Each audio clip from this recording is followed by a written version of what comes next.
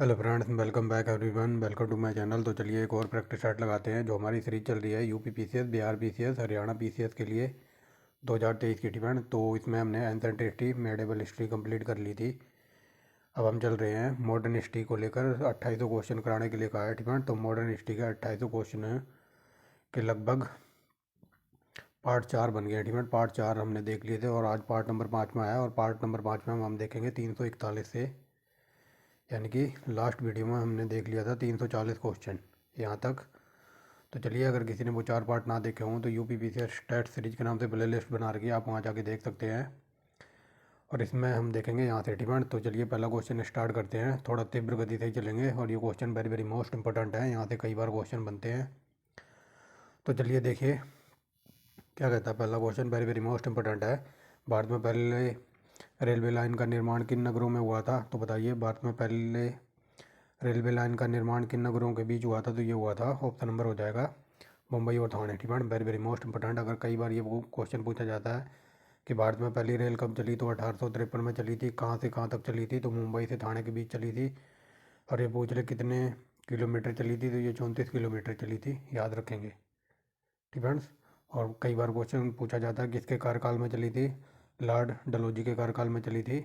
और एकदम deep level में अगर क्वेश्चन ये बन जाए कि भारत में सबसे ज़्यादा रेलवे का विकास किसके कार्यकाल में हुआ था, अगर किसी ने डीप में ना पढ़ा हो तो वो सोचता है कि लॉर्ड डलहौजी के कार्यकाल में सबसे पहली रेलवे लाइन चली थी, तो वो सबसे ज़्यादा रेलवे लाइन, वो सोचता है कि रेलवे लाइन सबसे पहले लॉर्ड डलहौजी के कार्यकाल में चली थी, तो वो लॉर्ड डलहौजी को ही टिक कर देता है। लेकिन वो आंसर हो जाता है गलत, क्योंकि जब लॉर्ड डलहौजी भारत का गवर्नर जनरल था तो लॉर्ड डलहौजी के कार्यकाल में 4000 किलोमीटर की रेल की पटरियाँ बिछाई गई थी।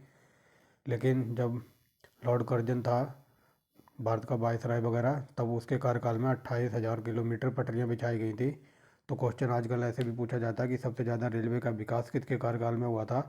तो लॉर्ड कर्जन के काल में 28,000 किलोमीटर पटरियाँ बिछाई गई थी। तो इसका आंसर हो जाएगा लॉर्ड कर्जन के काल में सबसे ज़्यादा रेलवे लाइन का विकास हुआ था।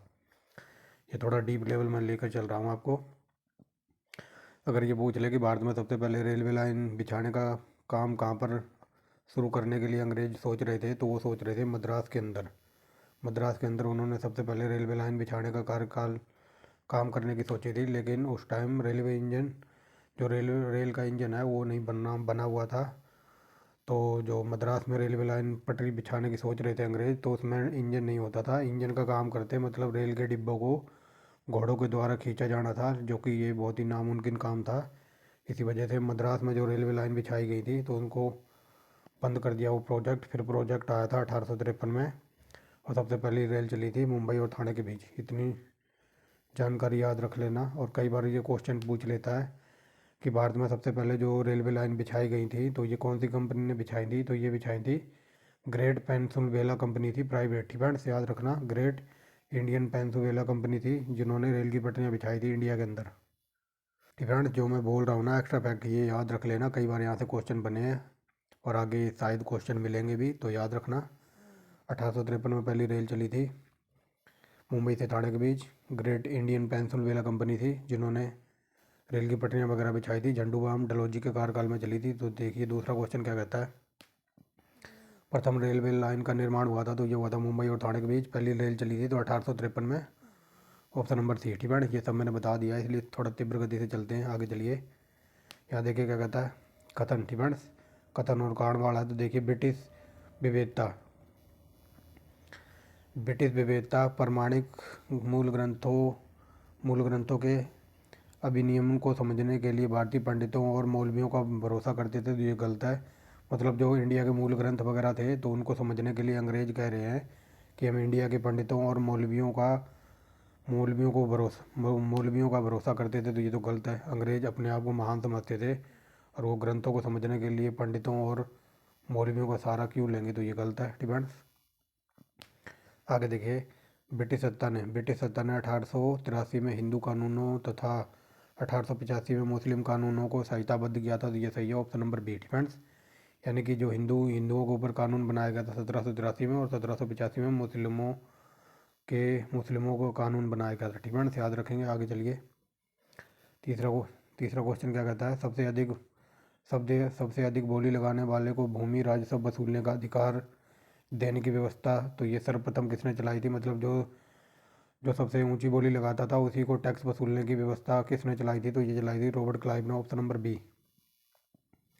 नेक्स्ट देखिए क्या कहता है, निम्नलिखित में से कि समाचार पत्र ने यह कहा था कि भारत में रेलवे लाइन का विकास एक हथकड़ी है, तो ये कहा था सैचर समाचार पत्र, ऑप्शन नंबर बी। ये डीप लेवल का है और शायद आप पहली बार सुनो इस क्वेश्चन को। आगे चलिए तो ये देखिए ऑप्शन नंबर बी।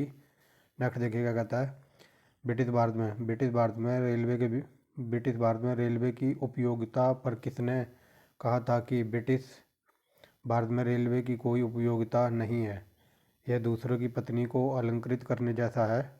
मतलब ये कहना था बाल गंगाधर तिलक यानी कि बीजीटी का कहना था कि मतलब जो अंग्रेज़ों द्वारा जो इंडिया में रेलवे लाइन बिछाई जा रही है या फिर रेल चलाई जा रही है, तो इसकी इंडिया में कोई उपयोगिता नहीं है, कोई ज़रूरत नहीं है, ये तो एक दूसरे की पत्नी के जैसा के कार्य होगा, तो ये कहा था बीजीटी यानी कि बाल गंगाधर तिलक। नेक्स्ट देखिए, टिप्पण सब दिखाई दे रहा होगा क्लियर। तो भारत में सर्वाधिक पूंजी किस क्षेत्र में लगी हुई थी, तो बताइए। अंग्रेजों का सबसे ज़्यादा पैसा लगा हुआ था बैंकिंग, रेलवे और बीमा और जहाजरानी कंपनियों में। ठीक है, वेरी वेरी मोस्ट इंपॉर्टेंट है। रेलवे में और बैंकिंग में, बीमा क्षेत्र में और बंदरगाहों पर सबसे ज़्यादा पैसा लगा हुआ था अंग्रेजों का। नेक्स्ट देखिए क्या कहता है, किस कंपनी ने। ठीक है, तो ये मैंने बता दिया ना। ये देखिए क्वेश्चन आ ही गया और ये यूपीएससी में भी कई बार पूछ लेता है ऐसे क्वेश्चन एकदम फैक्ट के रूप में, और यूपीपीसीएस में कई बार पूछा है। डिपेंड्स, ये यूपीपीसीएस का किसी ज़माने में पालतू क्वेश्चन था और एकदम डीप लेवल का है। तो किस कंपनी ने सबसे पहले भारत को में रेलवे लाइन बिछाई थी या फिर रेलवे लाइन सेवा प्रारंभ की थी, तो ये थी ग्रेट इंडियन पेंसिलवेला कंपनी। ठीक है, very very most important.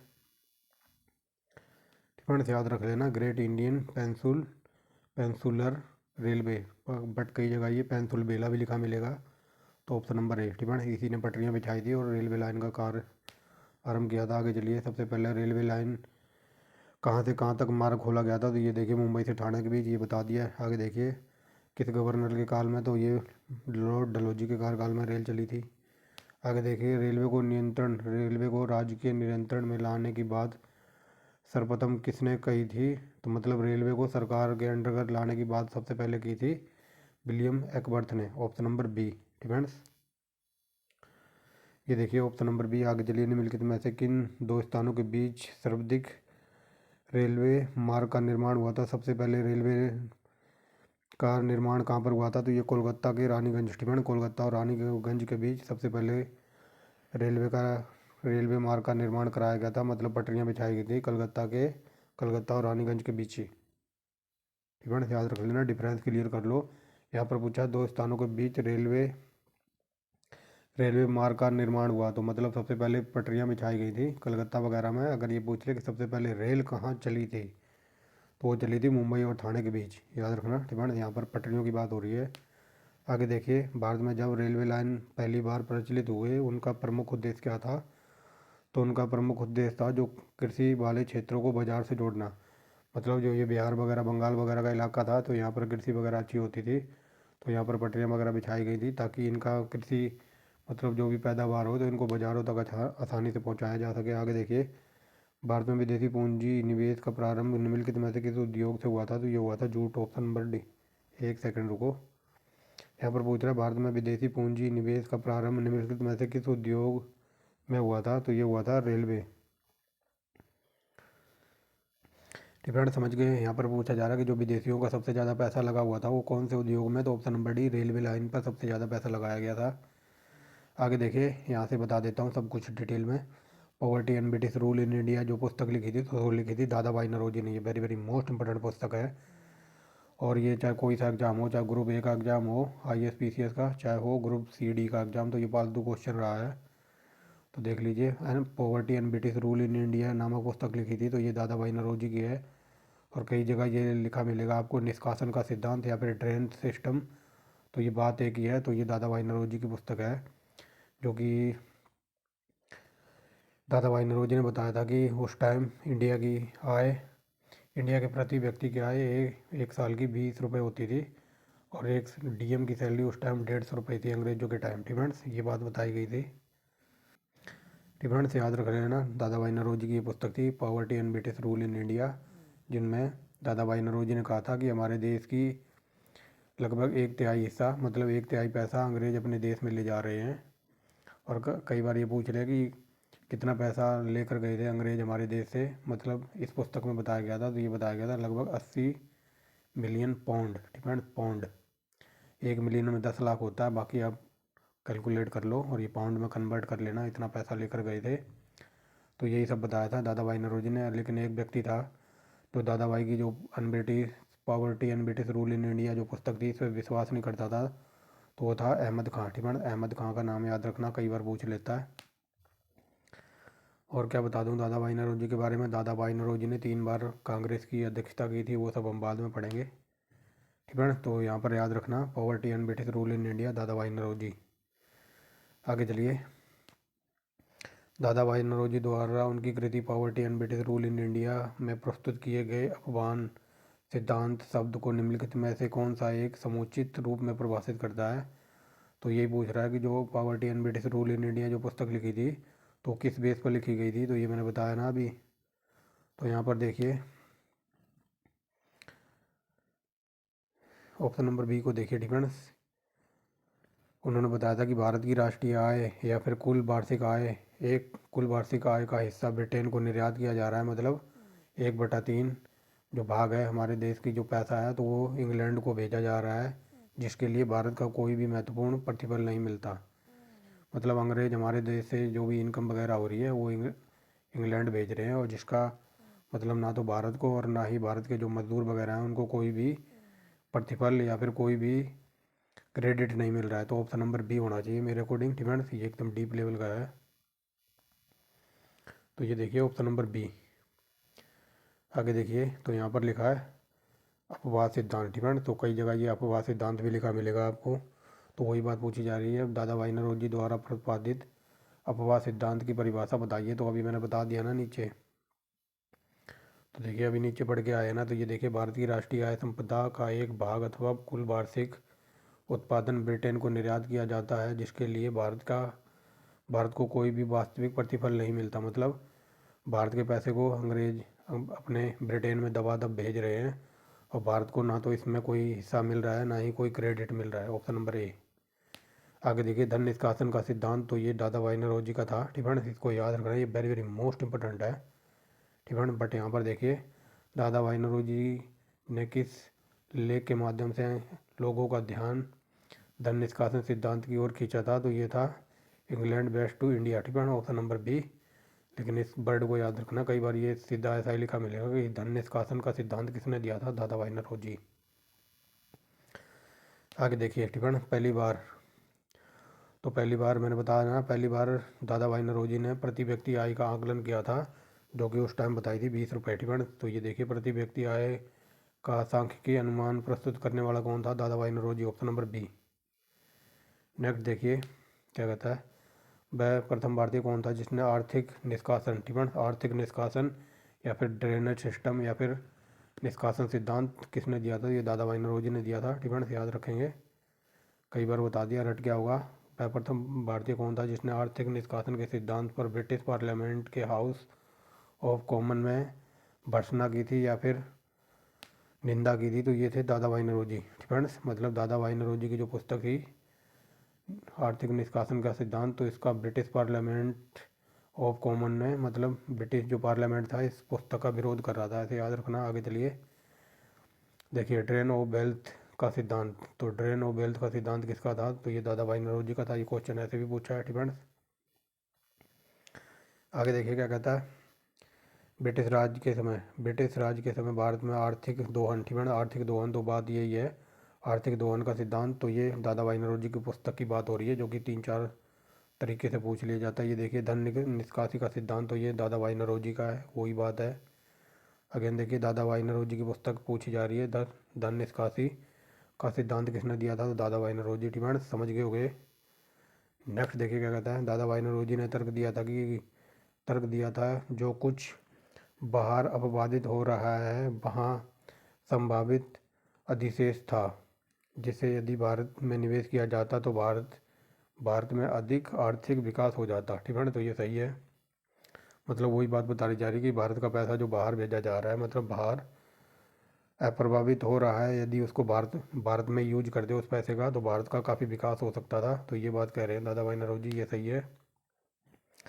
Next देखिए क्या कहता है। साम्राज्यवादियों का विश्वास था कि भारत को व्यापक पूंजीवाद विश्व बाजार में ले आया गया था तथा वह अपने आप को आधुनिकीकरण की ओर प्रगति है। ठीक है, तो ये गलत है। तो ये गलत क्यों है? क्योंकि यहाँ पर बताया जा रहा है कि जो साम्राज्यवादी का जो लोग वगैरह थे, तो उनका विश्वास था कि अंग्रेज भारत को व्यापक पूंजी विश्व बाजार में ले आया है तथा यहाँ से भारत के आधुनिकीकरण की ओर प्रगति करेगा भारत। तो ऐसा कुछ नहीं हुआ था। ठीक है, भारत को कभी प्रगति करने ही नहीं दी अंग्रेजों ने। तो वही बात बताई जा रही है। तो इस वजह से ये गलत हो जाता है, क्योंकि साम्राज्यवादियों का विश्वास था कि भारत को व्यापक पूंजीवाद विश्व बाजार में ले आया है। ठीक है, मतलब अंग्रेज भारत को विश्व बाजार में ले आए हैं। ठीक है, और यहाँ से भारत का विकास करेंगे या फिर भारत को आधुनिकीकरण की ओर प्रगति पर ले जाएंगे। तो ये कुछ नहीं है। ठीक है, मैंने पिछली वीडियो में भी बताया था, भारत में चाहे अंग्रेजों ने रेल चलाई हो, चाहे कुछ भी करा हो, लेकिन उनका प्राइम टारगेट था इंडिया को लूटना। अब रेल चलाने का प्राइम टारगेट था, मतलब जो भी अच्छी अच्छी वस्तुएं हैं तो उनको, मतलब चाहे वो खेतों से हो चाहे वो मार्केटों से हो, तो वो लेकर तुरंत बंदरगाहों तक पहुंचने का उनका प्राइम टारगेट था। आगे देखिए, निम्नलिखित में से कौन दादा भाई नौरोजी के ड्रेन सिस्टम में विश्वास नहीं करता था? ये मैंने बताया था ना, अहमद खान ये बंदा था। तो ये मतलब दादा भाई जी की जो पुस्तक थी ड्रेन थ्योरी या फिर poverty and British rule in India, जो पुस्तक थी दादा भाई नौरोजी की, तो ये अहमद खान इस पर विश्वास नहीं करते थे। ये शुरू में बता दिया था। आगे देखिए, निम्न कथनों पर विचार कीजिए। तो चलिए देखिए, ठीक है, निम्न कथनों पर विचार कीजिए। दादा भाई नौरोजी की भारतीय राष्ट्रीय आंदोलन को सर्वाधिक प्रभावी देने वाले की, तो बताइए, जो भारतीय राष्ट्रीय कांग्रेस, क्या बोल रहा हूँ, जो दादा भाई नौरोजी का भारतीय राष्ट्रीय आंदोलन को सर्वाधिक प्रभावी देन किसकी थी? तो ये देखिए, पहला पढ़ते हैं। उन्होंने इस बात को अभिव्यक्त किया कि ब्रिटेन भारत का आर्थिक शोषण कर रहा है। तो ये तो पढ़ के सही लग रहा है। उन्होंने प्राचीन भारतीय ग्रंथों की व्याख्या की। तो ये गलत है, व्याख्या वगैरह कभी नहीं की थी ग्रंथों की। ठीक है, यहाँ पर लिखा है उन्होंने प्राचीन भारतीय ग्रंथों की व्याख्या की और भारतीयों में आत्मविश्वास जगाया। तो ये गलत है। यहाँ देखिए, ये सभी वर्ड पर जोर दे रहा है, इसको देखना। ठीक है, उन्होंने सभी सामाजिक बुराइयों के निराकरण की आवश्यकता पर सर्व पर ये जोर दिया। ठीक है, तो ये सभी की वजह से क्वेश्चन गलत हो जाएगा, सभी बुराइयों पर नहीं। तो देखिए, तीसरा गलत है, ये गलत है, ये गलत है, पहला नहीं होगा। तो ये ऑप्शन नंबर बी अपना आंसर है। ठीक है, क्योंकि तीसरा भी गलत है, सभी बुराइयों पर उन्होंने जोर वगैरह नहीं दिया था। नेक्स्ट देखिए, निम्नलिखित में से किसने भारत की अंग्रेजी उपनिवेशी नियंत्रण की आलोचना में अन ब्रिटिश पदावली का प्रयोग किया था? तो ये क्वेश्चन ऐसे पूछा जा रहा है कि जो अन ब्रिटिश शब्द है, तो सबसे पहले किसने प्रयोग किया था? तो ये दादा भाई नौरोजी ने प्रयोग किया था अन ब्रिटिश शब्द, यानी कि un British poverty and British rule in India जो पुस्तक थी ना, तो उसमें ये वर्ड अन ब्रिटिश सबसे पहले दादा भाई नौरोजी ने यूज किया था इस वर्ड को। ठीक है, याद रखना इनकी पुस्तक का नाम पॉवर्टी अन ब्रिटिश यहाँ भी आ रहा है। तो अन ब्रिटिश शब्द का प्रयोग किया था दादा भाई नौरोजी ने। आई होप क्लियर हो गया होगा। आर्थिक निष्कासन का सिद्धांत का प्रतिपादन किसने किया था? तो ये दादा भाई नौरोजी ने, कई बार बता दिया। आगे चलिए, निम्नलिखित में से कौन सा एक कथन ब्रिटिश आर्थिक नीतियों का प्रभाव नहीं था? तो भारतीय सैनिकों का विद्रोह। ठीक है, ब्रिटिश आर्थिक नीतियों का प्रभाव कौन सा नहीं था? तो किसानों की दुर्दशा था, ये सही है। कुटीर उद्योगों का पतन कर दिया था अंग्रेजों ने, ये भी सही है। रेलवे का विस्तार, ये भी सही है। लेकिन जो भारतीय विद्रोह वगैरह था, तो वो अंग्रेजी नीतियों का नहीं, वो भारत वाली हुई नीतियों का ही था। ठीक है, विद्रोह। आगे देखिए, अंग्रेजी राज के समय भारत की आर्थिक पतन के लिए निम्नलिखित में से कौन सा कारण नहीं है? तो मतलब भारत का जो आर्थिक पतन हुआ था, तो अंग्रेजी राज के समय मतलब कौन सा कारण नहीं था? तो देखिए, सामुद्रिक शक्ति के अभाव के कारण पार समुद्रिक बाजार नहीं प्राप्त होना। ठीक है, तो यही कारण नहीं था। ठीक है, समझ गए होगे। यहाँ पर क्वेश्चन ये कह रहा है कि अंग्रेजी राज के समय, जब अंग्रेजों का राज चल रहा था इंडिया के ऊपर, तो आर्थिक पतन का कौन सा कारण नहीं था इंडिया का? तो इंडिया का ये कारण नहीं था कि मतलब समुद्री शक्ति, मतलब भारत की नौसेना के अभाव के कारण, मतलब जो समुद्र में नेवी वगैरह रहती है ना, तो उसकी बात हो रही है। देखिए, सामुद्रिक शक्ति के अभाव के कारण पार समुद्रिक मतलब समुद्र के पार जो भी देश वगैरह होंगे, देश पार समुद्रिक मतलब समुद्र के पार जो भी देश वगैरह होंगे, मतलब अमेरिका कनाडा जो भी है, ठीक है। तो पार समुद्र के बाजार प्राप्त नहीं करना, मतलब अगर नेवी वगैरह होती या फिर जहाज़ वगैरह होते इंडिया वालों के पास, तो ये समुद्र पार जाकर भी अपना माल वगैरह बेच सकते थे विदेशों के बाज़ार में, ठीक है ना, समझ गए होगे। आगे देखिए, ठीक है ना, तो ये ऑप्शन नंबर हो जाएगा यहाँ पर ए। बाकी ये भी पढ़ लीजिए, यहाँ से भी बन सकता है क्वेश्चन। देखिए, भारत में भारतीयों की योग्यता और तकनीकी कुशलता में कमी, तो ये तो सही था। अंग्रेजों ने कभी उनको योग्यता पढ़ने लिखने दिया ही नहीं, ठीक है। तकनीकी शिक्षा नहीं दी, तो ये भी सही है। बट हमें बताना था कौन सा कथन नहीं है, ठीक है, मतलब कौन सा कारण नहीं था। तो कारण नंबर ए, ठीक है ना, ऑप्शन नंबर ए इसका आंसर है, ठीक है। आगे देखिए, कथन कारणमाला है। तो देखिए, ब्रिटिश काल में समानता भारत व्यापार संतुलन अनुकूल था, ठीक है। तो देखिए यहाँ देना, तो देखिए कथन क्या कहता है, ब्रिटिश काल में समानता भारत का व्यापार संतुलन था, संतुलन नहीं था। सब कुछ अंग्रेजों के हाथ में था। संतुलन अनुकूल था, तो ये तो नॉनसेंस है, ठीक है। दूसरा देखिए क्या कहता है, धन की निष्कासी का स्वरूप अप्रतिफलित निर्यात था, ठीक है। तो ये सही है। तो देखिए, ए गलत है, आर सही है, ठीक है। ऑप्शन नंबर डी, जो धन निष्कासन का सिद्धांत था ना, जो मतलब अंग्रेज हमारे देश को लूट कर ले जा रहे थे, तो यहाँ पर बता रहा है धन निष्कासी का सिद्धांत या फिर धन निष्कासी का स्वरूप अप्रतिफलित था, मतलब इंडिया वालों को उसका कोई फल नहीं मिल रहा था अपनी मेहनत का, तो सब कुछ लूट कर अपने देश में ले जा रहे थे। तो वही बात यहाँ लिखी है, धन की निकासी का स्वरूप अप्रतिफलित निर्यात था, ठीक है। ऑप्शन नंबर डी इसका आंसर है। आगे देखिए, किसने ब्रिटिश उपनिवेशवाद को या तीन क्रमिक चरणों तथा मुक्त व्यापार, वाणिज्यिक पूंजीवाद और वित्तीय साम्राज्य के रूप में वर्गीकृत किया है? तो बताइए। तो ये किया है आर सी दत्त ने, ठीक है ना। आर सी दत्त ने मतलब जो ब्रिटिश उपनिवेशवाद था, तो इसको तीन पार्ट में बांटा है, ठीक है। यानी कि ब्रिटिश उपनिवेशवाद को आर सी दत्त ने तीन पार्ट में बांटा है।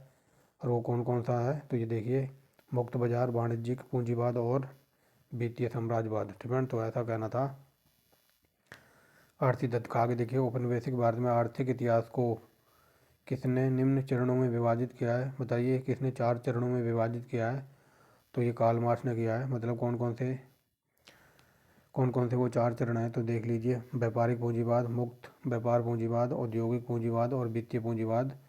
तो औपनिवेशिक भारत के आर्थिक इतिहास को कार्ल मार्क्स ने चार चरणों में डिवाइड किया है, ऐसे याद रखना, ठीक है। कई बार पूछ लेता है ऐसे क्वेश्चन डीप लेवल के। आगे देखिए, भारत से इंग्लैंड के लिए धन का निष्कासन किसके बाद आरंभ हुआ था?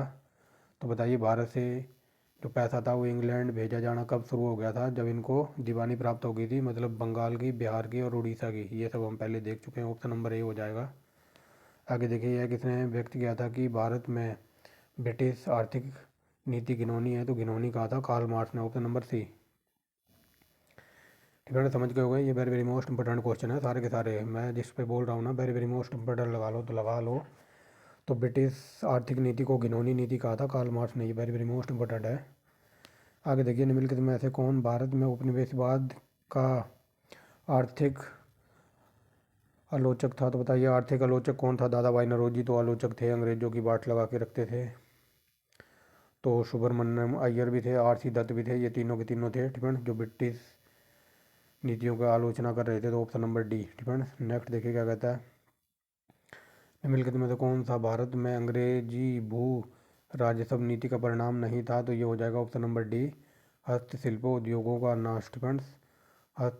हस्तशिल्प उद्योग थे, तो उनका नाश कर दिया था अंग्रेजों ने, ठीक है। तो देखिए यहाँ पर थे, तो यहाँ पूछ रहा है अंग्रेजी भू राजस्व नीति का परिणाम नहीं था, तो ऑप्शन नंबर डी हो जाएगा, ये परिणाम नहीं था। बाकी कौन कौन सा था ये देखिए, किसानों पर बढ़ता हुआ ऋण भार, ठीक है। किसानों के ऊपर बहुत सारा कर्जा था, ये टैक्स लगा रखे थे। किसानों की बढ़ती हुई गरीबी, ये भी सही है। और जमींदारी का विस्तार, तो ये भी सही है। लेकिन हस्तशिल्प उद्योगों का नाश वगैरह कर दिया था, तो ये इनकी भू राजस्व नीति का परिणाम नहीं था, ठीक है। आगे देखिए, अंग्रेज़ों की आर्थिक नीति का परिणाम क्या हुआ, तो बताइए अंग्रेज़ों की आर्थिक परिणाम क्या हुआ। तो भारतीय कुटीरों को हानि हुई थी, मतलब इन्होंने टैक्स वगैरह लगा दिए थे, ये सही है। विदेशी आर्थिक शक्तियों ने भारतीय कृषि का प्रभाव डाला, तो ये भी सही है। भारत व्यापार के स्वरूप में बदल आया, ठीक है ना, तो भारतीय व्यापार के स्वरूप में बदलाव आया, तो ये सारे के सारे सही हैं। ऑप्शन नंबर डी, ठीक है ना। यहाँ पर पूछा था आर्थिक नीतियों का क्या क्या परिणाम हुआ था, तो भारत का जो जो बाजार था या फिर व्यापार था, तो उसमें स्वरूप बदलाव आए थे। विदेशी आर्थिक शक्तियों ने भारतीय किसानों पर प्रभाव डाला था और भारतीय कुटीर उद्योग को हानि वगैरह हुई थी। आगे देखिए, ब्रिटिश शासन के दौरान भारत में उद्योगों का कोई स्वतंत्र विकास नहीं हुआ, तो इसका क्या कारण था। तो भारी उद्योगों का अभाव, ठीक है ना। ये अंग्रेजों ने कभी भी भारी उद्योगों वगैरह इंडिया में लगाए ही नहीं, ठीक है ना। भारी उद्योगों को इन्होंने बड़ी बड़ी इंडस्ट्री वगैरह इंडिया के अंदर कभी लगाई नहीं, तो वही बात बताई जा रही है। स्वतंत्र विकास क्यों नहीं हुआ, क्योंकि अंग्रेजों ने कभी भी भारी रिफाइनरी वगैरह कुछ नहीं लगवाया था, ठीक है ना। तो ये ऑप्शन नंबर बी हो जाएगा। लेकिन कई बार ये पूछ लेता कि भारी उद्योगों का इंडिया में कौन सपोर्ट करता था, तो पंडित जवाहरलाल नेहरू भारी उद्योगों का सपोर्ट करते थे, लेकिन गांधी जी कुटीर उद्योग का सपोर्ट करते थे, ठीक है ना। गांधी जी कुटीर उद्योग यानी कि लघु उद्योग का सपोर्ट करते थे। आगे देखिए, भारतीय दुर्भिक्ष संहिता 1883 का निर्माण निम्नलिखित में से किस आयोग के द्वारा किया गया था, तो ये बताइए कौन सा आयोग था वो, तो ये हो जाएगा, ठीक है ना साहब। चलते हैं, थोड़ा पानी आनी पिया है। तो देखिए, दुर्भिक्ष संहिता 1883 का निर्माण निम्नलिखित में से किस आयोग के द्वारा हुआ था, तो ये हुआ था स्ट्रेची आयोग। ये वेरी वेरी मोस्ट इंपोर्टेंट है और कई बार ये डायरेक्ट पूछ लेता है स्ट्रेची रिपोर्ट कब आई थी, तो ये 1883 की है। तो हिटले का संबंध था, तो ये मजदूरों यानी कि श्रम शक्ति से था, तो ऑप्शन नंबर बी। ये देखिए यहाँ पर, ठीक है, सब दिखाई दे रहा होगा। तो हिटले कमीशन का संबंध था श्रम शक्ति से यानी कि मजदूरों से। तो यहाँ देखिए, भारत में उपनिवेशिक काल में हिटले आयोग का उद्देश्य क्या था, तो ये देखिए अभी बताया ना, श्रमिकों की मौजूदा परिस्थितियों पर सिफारिश प्रस्तुत करना इसका काम था, यानी कि मजदूरों से संबंधित था हिटले आयोग। ऑप्शन नंबर ए। आगे देखिए, भारत में आर्थिक इतिहास में पहली प्रसिद्ध पुस्तक का लेखक कौन था, तो ये थे रमेश चंद्र दत्त। ये वेरी वेरी मोस्ट इंपोर्टेंट है, दोबारा देख लीजिए। भारत के आर्थिक इतिहास पर पहली प्रसिद्ध पुस्तक का लेखक कौन था, तो ये थे रमेश चंद्र दत्त। आगे देखिए, ये कई बार क्वेश्चन पूछा जाता है सीधा फैक्ट के रूप में, तो ये देखिए 1881 में प्रथम फैक्ट्री अधिनियम मुख्यतः किससे संबंधित था, तो ये था छोटे बच्चों से यानी कि बाल मजदूरी से। और कई बार ये क्वेश्चन पूछा जाता है कि प्रथम फैक्ट्री एक्ट कब आया था, तो 1881, और ये किससे संबंधित था, बाल मजदूरी से यानी कि बच्चों के 7 साल से कम उम्र के बच्चों को काम पे नहीं लगाएंगे, अंग्रेज ये कहा था। तो देखिए 1881 में फैक्ट्री एक्ट निम्नांकित दृष्टि से पारित किया गया था। तो फैक्ट्री एक्ट क्यों आया था, तो ये देखिए ऑप्शन नंबर बी में कहता है किसी भी फैक्ट्री में 7 वर्ष से कम आयु के बच्चों को नियोजन पर रोक, मतलब किसी भी फैक्ट्री में 7 साल से कम के उम्र के बच्चों को फैक्ट्री में नहीं लगाना। तो पहली कपड़ा फैक्ट्री मिल लगी थी मुंबई में, कई बार पूछा है डिफेंस कि भारत में पहली कपड़ा मिल कहाँ लगी थी, मुंबई में कब लगी थी, 1854 है क्या, option number B, option number A defence. आगे देखिए, भारत में हथकरघा उद्योग पर अंग्रेजी द्वारा पहला गंभीर प्रभाव क्या था, गंभीर प्रभाव डाला गया या फिर गंभीर प्रहार किया गया था, तो बताइए। तो अंग्रेजों ने हथकरघा उद्योग पर सबसे पहला गंभीर प्रभाव किया था, ऑप्शन नंबर ए। बुनकरों को निर्देशित मूल्य पर अपनी वस्तुएं बेचने के लिए बाध्य करना, डिफेंस। मान लो जो ये हाथ से काम करते हैं ना, इसको कहते हैं हथकरघा उद्योग। मान लो ये बुनकर थे, तो मान लो इन्होंने एक चटाई बनाई बुनकर, तो ये चटाई को मतलब ये कहते थे कि तुम्हें 10 रुपये में बेचनी है, इससे ज़्यादा तुम बेचोगे नहीं, डिफेंस, हमें तुम 10 रुपये में बेच दो, अंग्रेज कहते थे। और बाद में यही हम इस पर फिनिशिंग वगैरह करके ये हम तुम्हें 200 रुपये में देंगे, डिफेंस। तो वही बात बताई जा रही है, बुनकरों को निर्देशित मूल्य पर अपनी वस्तुएं बेचने के लिए बाध्य किया था, मतलब चटाई वगैरह 10 रुपये में ख़रीद लो, हमें बेच दो अंग्रेज़ों को, और बाद में हम थोड़ा और इसमें कुछ ऐड करके तुम्हें 200 रुपये में देंगे, इसीलिए इनको बाध्य किया जा रहा था। फ्रेंड्स आगे देखिए, 18वीं सदी में बंगाल में वस्त्र, ठीक है, ये वस्त्र लिखा हुआ है, वस्त्र उद्योग के पतन का क्या कारण था, तो ये हो जाएगा ब्रिटेन को निर्यात करने वाले माल पर उच्च तट कर, ठीक है। मतलब बंगाल में जो वस्त्र उद्योग था तो उसका पतन क्यों हो गया था, क्योंकि जो मतलब बंगाल से जो माल वगैरह जाता था सूती वस्त्र, तो अंग्रेज अपने देश में प्रवेश करने से पहले इन पे हाई टैक्स लगा देते थे, डिफेंस, एक्सेसाइज ड्यूटी बोलते हैं। तो ये देखिए ब्रिटेन को निर्यात करने वाले माल पर उच्च तट कर, ठीक है, ये हाई टैक्स लगा देते थे। आगे देखिए, बंगाल में 1857 से क्या बोल रहा हूँ, बंगाल में 1757 से 1780 के बीच अंग्रेजों द्वारा किया गया संपत्ति का पलायन, तो ये मैंने बता दिया था ना, 80 मिलियन पाउंड, ठीक है। ये देखिए ऑप्शन नंबर बी, मतलब 1757 से 80 के बीच, मतलब यानी कि 23 साल में लगभग इन्होंने 80 मिलियन पाउंड भारत से संपत्ति ले गए थे इंग्लैंड में। आगे देखिए, प्रथम ट्रेड अधिनियम कब पारित हुआ था, तो ये हुआ था 1926, वेरी वेरी मोस्ट इंपोर्टेंट। आगे देखिए, 1908 में मुंबई में श्रमिक संघ द्वारा आयोजित हड़ताल का प्रमुख कारण क्या था, तो ये थी बीजीटी यानी कि बाल गंगाधर तिलक की गिरफ्तारी की वजह से हड़ताल हुई थी ये। आगे देखिए, बंगाल, ठीक है, बंगाल जूट संघ द्वारा आयोजित पहली व्यापक हड़ताल कब हुई थी, तो ये हुई थी 1919, ठीक है। 1919 वगैरह ये हम बाद में पढ़ेंगे, जलियांवाला बाग हत्याकांड वगैरह, बट अभी हम चल रहे हैं सिक्वेंस में चैप्टर वाइज, ठीक है। तो मुंबई मिल हैंड्स एसोसिएशन की स्थापना किसने की थी, तो ये की थी M N. Lokhande, option number B, और ये वेरी वेरी मोस्ट इंपोर्टेंट है। आगे देखिए, 18वीं, ठीक है, 18वीं शताब्दी में निम्नलिखित में से कौन तांबे और पीतल के उद्योग के लिए प्रसिद्ध था, तो ये था बनारस, पूना और Nashik, option number C. Next देखिए, 18वीं शताब्दी के पूर्वार्ध में बंगाल से निर्यात होने वाली महत्वपूर्ण वस्तुएं क्या क्या थी, तो बंगाल से क्या क्या वो निर्यात होता था, सोरा, कच्चा रेशम, चीनी और अफीम, ऑप्शन नंबर डी, ठीक है। और कई बार ये पूछ लेता है कि अफीम कहाँ होता था, तो ये होता था बिहार में। ये देखिए, ये आ ही गया क्वेश्चन, ठीक है ना, अफीम उत्पादन होता था, तो ये होता था बिहार में, ऑप्शन नंबर बी। ऐसे याद रखना, ये कई बार पूछ लेता है सीधा। आगे चलिए, निम्नलिखित में से कौन सी वस्तु का उत्पादन अंग्रेजी काल में नहीं होता था, तो यहाँ पर लिखा हुआ है स्टार, ठीक है। तो अफीम उत्पादन होता था कहाँ पर, बिहार में। चाय असम में होती थी, कॉफ़ी वगैरह होती थी, सोरा वगैरह होता था, तो ये सारे के सारे होते थे, ठीक है। ऑप्शन नंबर ई लगा लो कि ऑल ऑफ द अबव, ठीक है, ऑल ऑफ द अबव इसका आंसर है। सोरा होता था, कॉफ़ी होती थी, चाय भी होती थी, अफीम भी होता था, ठीक है। तो इसका आंसर है ऑल ऑफ द अबव। आगे चलिए, यहाँ पर बताना निम्नलिखित में से कौन सा सही नहीं है, तो देखिए, ब्रिटिश काल में भारत विनिर्मित माल का पूर्ति करता था, तो ये गलत है, विनिर्मित माल का पूर्ति करता नहीं था, ये कच्चे माल का था। आगे देखिए, परवर्ती 19वीं शताब्दी में कौन सा प्रमुख उद्योग भारतीय पूंजीपतियों के हाथों में था, तो ये था वस्त्र उद्योग, ठीक है, वेरी वेरी मोस्ट इंपोर्टेंट है ये। आगे देखिए, 19वीं शताब्दी के अंत तक कौन सा प्रमुख उद्योग भारतीय पूंजीपतियों के हाथों में था, तो ये सूती वस्त्र उद्योग बता दिया ना, ये ऑप्शन नंबर डी, ठीक है ना, ये वस्त्र लिखा हुआ है, वस्त्र, ठीक है। आगे देखिए, 19वीं शताब्दी में अंग्रेज भारत से ब्रिटिश निम्नलिखित में से किस वस्तु का निर्यात करते थे, तो ये देखिए, कपास से बनते थे वस्त्र। आगे चलिए, 19वीं शताब्दी में भारत सरकार की आय का सबसे प्रमुख साधन क्या था, तो ये था भू राजस्व यानी कि टैक्स। आगे देखिए, आरंभ में अंग्रेजों की रुचि किस में थी, तो ये थी मसाले लेने आए थे, डिफेंस। ये देखिए, आरंभ में यूरोपीय यानी कि अंग्रेजों की बात हो रही है, आरंभ में यूरोपीय व्यापारियों की रुचि किस में थी, तो हमारे देश के मसाले यानी कि खासकर काली मिर्च।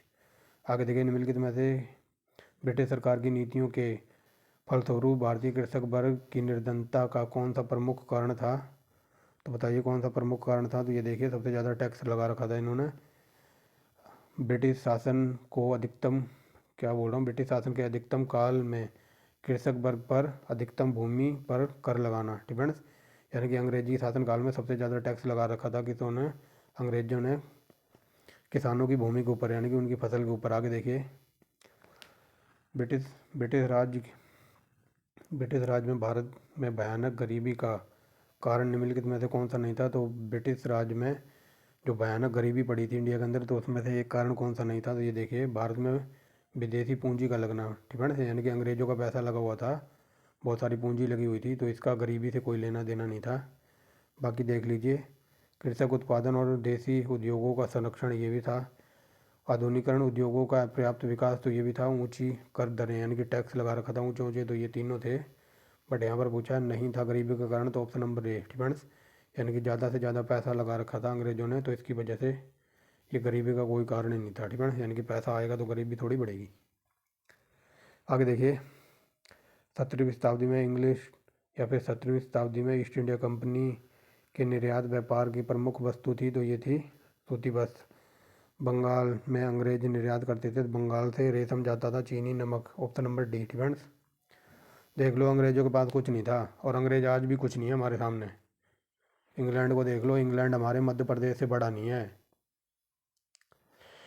ठीक है ना। तो अंग्रेज़ों के पास कुछ नहीं था। यहाँ देखिए, अंग्रेज क्या क्या ले जाते थे हमारे देश का? नमक, चीनी, रेशम। Option number D.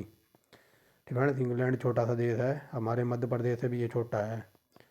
और आज के टाइम अगर अंग्रेज आ गए ना, तो एक एक थप्पड़ भी बांटे में नहीं आएगा अंग्रेजों के। आगे देखिए, आगे देखते हैं। ठीक है ना। भारत में ब्रिटिश शासन के अंतर्गत ग्रामीण ऋणग्रस्तता की क्रमिक वृद्धि का कारण क्या था? तो अंग्रेजी शासन के दौरान जो हमारे ग्रामीण में जो किसान रहते थे, तो उनका कर्जा बढ़ता ही जा रहा था। तो उसका प्रमुख कारण क्या था? तो देखिए, भूमि जोत यानी कि जो खेत वगैरह थे, तो उनको बांट दिया था, उनके टुकड़े टुकड़े कर दिए थे, विखंडन कर दिया था। कुटीर उद्योगों का पतन हो गया था। सिंचाई सुविधाओं का कोई भी विकास नहीं हुआ था। मतलब सिंचाई सुविधाओं का विकास का अभाव ही था, मतलब कोई विकास ही नहीं हुआ था। नकदी फसलों का चलन हो गया था इसकी वजह से। ये मेन कारण थे। ऑप्शन नंबर डी, ये चारों के चारों कारण थे किसानों के ऋण में बढ़ोतरी के लिए। आगे चलिए, ब्रिटिश साम्राज्य या फिर ब्रिटिश राजकाल में महाजनी वर्ग के विकास का प्रमुख कारण क्या था? तो ये देखिए, किसानों से अधिक राजस्व की मांग। मतलब महाजनी वर्ग का विकास कैसे हुआ था? तो इन्होंने किसानों के ऊपर और अधिक से अधिक टैक्स लगाकर या फिर वसूल कर। आगे चलिए, भारतवर्ष में आधुनिक उद्योगों को तिथि क्रम में सर्वप्रथम कौन सा उद्योग आता है? तो सबसे पहले आता था जूट उद्योग। फ्रेंड्स, जूट उद्योग सबसे पहले आएगा तिथि क्रम में। फ्रेंड्स, आगे चलिए, दस्तक क्या था? तो ऑप्शन नंबर बी, मतलब बिना टैक्स के व्यापार करना, इसको कहते थे दस्तक। यानी कि ऑप्शन नंबर ए, शुल्क मुक्त व्यापार। नेक्स्ट देखिए, क्या कहता है, औपनिवेशिक अर्थव्यवस्था के बारे में निम्नलिखित में से कौन सा कथन सही नहीं है? तो देखिए, अबंधता से देसी पूंजीवाद को सक्रिय रूप से बढ़ावा मिला। ठीक है ना। तो यही कारण नहीं है, बाकी देख लीजिए। आगे देखिए, ठीक है, ब्रिटिश की मौजूदगी से देसी पूंजीवादियों के अवरोध आया। सी देखिए, क्या कहता है, पूर्वी भारत में सोवियत सामूहिक एकाधिकार सबसे पहले आया तथा सबसे अधिक सुदृढ़ बना रहा। ठीक है। और ये तो बता ही दिया। रेलवे के निर्माण में पहले बॉम्बे के भीतर प्रदेशों में सबसे प्रवेश करना कठिन था। नेक्स्ट देखिए, ठीक है। अगला क्या कहता है, डच व्यापारी। ठीक है, यानी कि डच व्यापारी बाहर से क्या खरीद कर और इसके बदले में ईस्ट इंडीज़ को बेचा करते थे? तो बताइए, यहाँ पर डचों की बात हो रही है। डच हमारे जो व्यापारी थे, वो भारत से मसाले खरीद कर और अंग्रेज़ों को बेचा करते थे। किससे? तो ये बेचे थे सूती वस्त्र। ठीक, समझ के हो गए? मतलब जो डच व्यापारी थे, तो भारत से मसाले खरीदते थे और इसके बदले में अंग्रेज़ों को सूती वस्त्र के बदले बेचा करते थे। ठीक है ना। आगे चलिए, प्राथमिक या फिर प्रथम वाणिज्यिक बैंक का निर्माण कहाँ हुआ था? तो ये कलकत्ता में हुआ था और इसका नाम था बैंक ऑफ कलकत्ता। ठीक है ना। याद रखना, प्रथम वाणिज्यिक बैंक लगाई गई थी कलकत्ता में, तो इसका नाम था बैंक ऑफ कलकत्ता। ठीक है ना। भारत में स्थापित होने वाला पहला वाणिज्यिक बैंक, तो ये bank of Calcutta. Option number C. आगे चलिए, बंगाल में अकाल का क्या कारण था? तो ये हो जाएगा सरकार द्वारा वस्तुओं को ना बेचना। ठीक है। बंगाल में अकाल क्यों पड़ा था? क्योंकि सरकार ने बहुत सारी वस्तुएं इकट्ठी कर ली थी, गोदाम भर ली थी अपने अंग्रेज़ों ने। ठीक है, और ये बेच नहीं रहे थे। ठीक है, इसी वजह से अकाल पड़ गया था। ठीक है, मान लो इन्होंने गोदाम में भर ली। ठीक है, मान लो नमक भर लिया गोदाम में। ठीक है, अब इंडिया वाले बेचारे गरीब हैं, कह रहे 2 रुपये में दिन नमक दे दो, और ये कह रहे नहीं 2 में नहीं मिलेगा, तुम्हें 100 में मिलेगा। ठीक है, तो इसी वजह से अकाल वगैरह पड़ गया था कि सरकार द्वारा वस्तुओं को ना बेचना। इम्पीरियल, ठीक है, शब्द इम्पीरियल प्रेफरेंस का प्रयोग किया जाता था, तो किसके लिए किया जाता था? तो ऑप्शन नंबर बी को देखिए, भारत में ब्रिटिश आयातों पर दी जाने वाली रियायतों के लिए। ठीक है, मतलब जो ब्रिटेन से माल आता था इंडिया के अंदर बेचने के लिए, तो अंग्रेज इसमें कम टैक्स लगा देते थे। ठीक है, मतलब रियायत देते थे, तो इसी वजह से इसका प्रयोग किया जाता था इम्पीरियल प्रेफरेंस शब्द का। ठीक है, ब्रिटिश आयातों पर दी जाने वाली रियायतों यानी कि टैक्स के ऊपर ये रियायत देते थे, और जब अपना माल जाता था इंग्लैंड में, तो अंग्रेज हाई टैक्स लगा देते थे। ठीक है, ये ऑप्शन नंबर बी हो जाएगा। आगे चलिए, निम्नलिखित में से कौन भारत में कंपनी सरकार के राजस्व का प्रमुख स्रोत था? तो भू राजस्व कर था। नमक अफीम व्यापार पर एकाधिकार था, ये था। आगे चलिए, साइर, साइर मतलब अर्थात सीमा शुल्क, पथकर, उत्पादन शुल्क इत्यादि। ठीक है, यानी कि 1 2 5। ठीक है, 1 2 5 है कहीं, तो ये देखिए 1 2 5 यहाँ पर है। ठीक है, अंग्रेजों ने टैक्स वगैरह तो लगा ही रखा था, नमक और अफीम व्यापार पर अधिकार कर रखा था। और उसके बाद सीमा शुल्क, पथकर मतलब जो पैदल चलते थे ना, पैदल चलने वाले व्यापारियों पर भी टैक्स ठोक रखा था। और जो उत्पादन वस्तुएं होती थी उनके ऊपर भी टैक्स लगा रखा था। 1 2 5 डिमांड समझ गए होंगे। आगे देखिए, अंग्रेजी आर्थिक नीति को किसने औपनिवेशिक आर्थिक नीति की संज्ञा दी थी? तो ये दी थी जवाहरलाल नेहरू ने। आगे देखिए, निम्नलिखित राष्ट्रवादियों में से उनका नाम लिखिए जो योजनात्मक आर्थिक विकास के आधार पर राष्ट्र निर्माण के पक्षधर में थे। तो बताइए कौन कौन से थे? तो ये थे एम विश्वेश्वरैया। नेक्स्ट देखिए, 1918 में भारतीय उद्योग आयोग के सदस्य के रूप में किसने अपनी रिपोर्ट को अलग से पेश किया था? तो ये किया था M.R. पाणिक्कर ने, M.R. जयकर ने। ठीक है ना, ये जयकर है, नॉट पाणिक्कर। ठीक है, आगे चलिए, निम्नलिखित में से कौन कथनों पर विचार कीजिए? तो भिलाई जो इस्पात संयंत्र है तो ये रूस की सहायता से लगाया गया है। ये वेरी वेरी मोस्ट इंपॉर्टेंट है और डीप लेवल का तो नहीं कर सकते, ये लॉलीपॉप क्वेश्चन है। डिफेंस कई बार ये डायरेक्ट पूछ लिया जाता है कि जो भिलाई इस्पात संयंत्र है किसकी सहायता से लगा है? रूस की सहायता से लगा है। ठीक है, पहला तो सही है। तो ये बोकारो इस्पात संयंत्र के निर्माण में अंग्रेजों ने सहायता की थी, अंग्रेजों ने नहीं की थी, ये गलत है। ठीक है, ये बोकारो इस्पात संयंत्र किसकी सहायता से लगा है? ये मैं आपसे आंसर चाहता हूँ कमेंट बॉक्स में। ठीक है, ये मैं नहीं बताऊँगा। ये ऑप्शन नंबर बी है। ठीक है, इसका आंसर पहला नंबर सही है, यानी कि भिलाई लगा है रूस की सहायता से। ठीक है, और ये बोकारो किसकी सहायता से लगा है ये आप बताएंगे कमेंट बॉक्स में। ठीक है, और ये लास्ट क्वेश्चन है आज का। पुर्तगालियों ने भारतीय व्यापार और उद्योग का प्रथम कैसे प्रभावित किया? तो ये क्वेश्चन पूछ रहा है कि पुर्तगालियों ने भारतीय व्यापार और उद्योग को सबसे पहले कैसे प्रभावित किया था।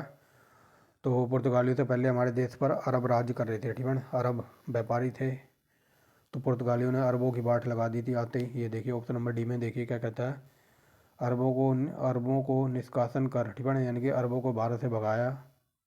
ठीक है, अरबों को निष्कासन कर भारत की आर्थिक शक्तियों को घोड़ों के निर्यात के दामों को निर्देशित कर। ठीक है, तो इन्होंने अरबों को मतलब अरबों को भारत से बाहर खदेड़ दिया था। उसके बाद जो ये इनके पास घोड़े वगैरह थे, ठीक है, तो इनको जो इन्होंने धीरे धीरे अपने घोड़े का व्यापार करना आरंभ किया और जो भारत के राजा वगैरह थे तो उनको घोड़े बेचना शुरू किया। ठीक है, ये धीरे धीरे आगे बढ़े।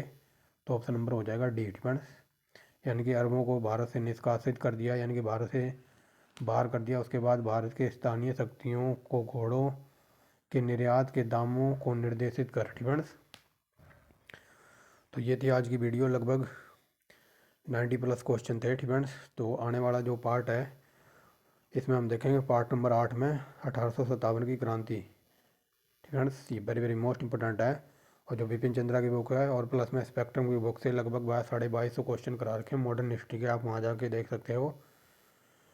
अगर 1857 की क्रांति पढ़ना चाहते हो ना तो विपिन चंद्रा और स्पेक्ट्रम की बुक जो करा रखी है ना MCQ फॉर्म में, तो उसका पार्ट नंबर 5 देख लेना। कभी भी ज़िंदगी में यहाँ से 1857 की क्रांति से क्वेश्चन गलत नहीं होगा। ठीक है,